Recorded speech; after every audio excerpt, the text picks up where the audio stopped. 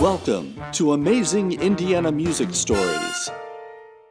You know, if you grew up playing piano, you have to start with all the classical stuff, and I had to learn all the Bach on my organ and all that. But eventually I realized that that would be a lonely business. You're always by yourself, and I wanted to play with people. So I made myself go to this summer jazz camp, which was close to Cologne. And they played a video of the band Weather Report and was like, ooh, this is cool. And then I went to a jazz festival in Austria, and there was Carla Bley standing in front of her big band. And she was conducting, and then she walked over to the organ and played the organ. And I was like, that's what I want to do. You know, you need a role model to see somebody like you doing that.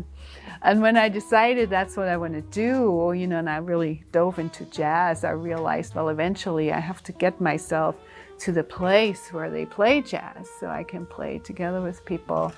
And I had the opportunity for a one-year exchange program, which got me in '88 to the University of Alabama, which actually was great because there's a great tradition in Birmingham. There's Sun Ra and Dinah Washington is from Tuscaloosa. And I got my master's there, and then I was thinking, where am I going to go to? Well, I had to figure out a way to stay, and I knew I had to keep studying for now to get this green card. And I looked for programs, and I remembered I had seen this guy named David Baker at a Abersholt workshop close to my hometown in Germany.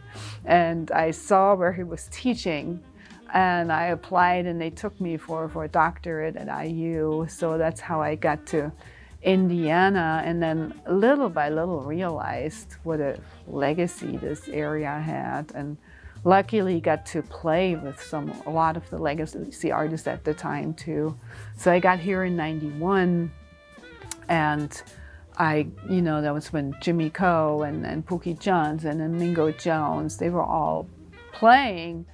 And of course, David Baker and all these, but Jimmy and Pookie took me into their bands, and I played with them all the time. It was such an experience. And the Hampton Sisters, we did lots of collaborations.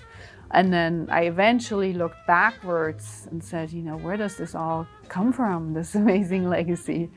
And ended up writing a book about David Baker and his work.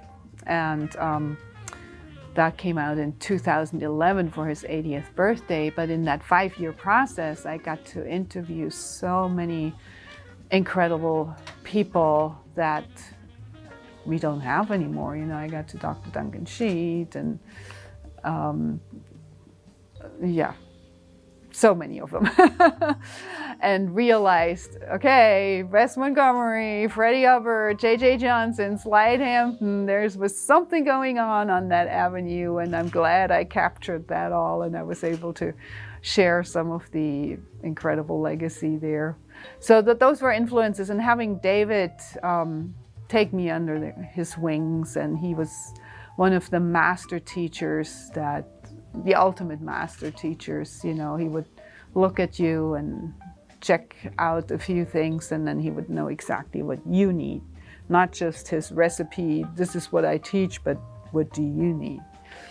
And I think it was one of the best decisions to come here and study with him that I made in my life.